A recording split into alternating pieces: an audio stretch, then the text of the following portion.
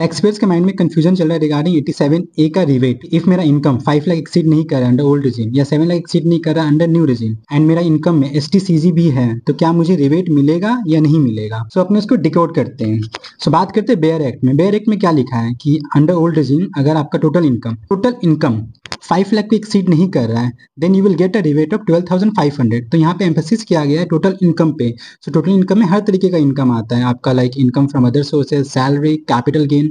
अगर वो ओवरऑल आपका 5 लाख एक्सीड नहीं कर रहा है then you will get a rebate of 12,500। बात करते हैं न्यू रिजीम में। तो न्यू रिजीम में भी क्या लिखा हुआ है कि अगर आपका इनकम 7 लाख को एक्सीड नहीं कर रहा है, टोटल इनकम, वहां पे एम्फेसिस है टोटल इनकम में, अगर 7 लाख को एक्सीड नहीं कर रहा है then you will get a rebate of 25,000। When it says total income, इसमें हर तरीके का इनकम इंक्लूडेड है। Again like income from other sources, salary, capital gain, house property. Overall अगर 7 लाख एक्सीड नहीं कर रहा है तो आपको 25,000 का रिवेट मिलेगा। एंड फ्रॉम फाइनेंशियल ईयर 25-26 इसमें स्पेशली मेंशन है कि फ्रॉम फाइनेंशियल 25-26 से आपका कोई भी इनकम अगर स्पेशल रेट पे टैक्सेबल है तो उस पे रिवेट आपको नहीं मिलेगा।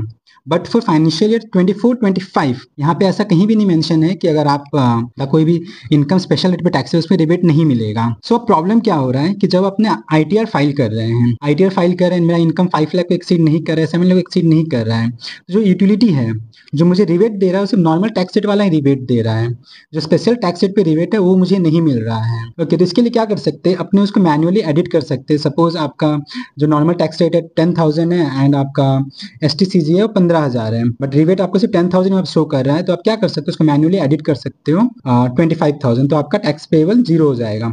अगर ऐसा करने पे भी आपके पास नोटिस या डिमांड आता है तो आप CIT अपील मुंबई, जिसका ऑर्डर Feb 27, 2025 को आया था, उसका रेफरेंस दे सकते हैं, जहां पे मेंशन किया गया है कि जो बेयर एक्ट है टोटल इनकम को कंसीडर किया है, ना कि बेयर एक्ट एम्फेसाइज किया है टोटल इनकम में। टोटल इनकम में हर तरीके का इनकम आता है, इसलिए उस केस में ये जो था SSC के फेवर में हुआ था एंड जो डिमांड था उसे रिवर्स कर दिया गया। तो अगर ऐसा कुछ होता है तो इस केस का रेफरेंस देके आप इसको अपने फेवर में कन्वर्ट करवा सकते हैं। आई होप आपके लिए इन्फॉर्मेशन हेल्पफुल रहा होगा एंड आपको क्लैरिटी मिला होगा कि आप रिवेट क्लेम कर सकते हैं एंड इनकम अगर आपका 5 लाख एंड 7 लाख एक्सीड नहीं कर रहा है तो। Thank you.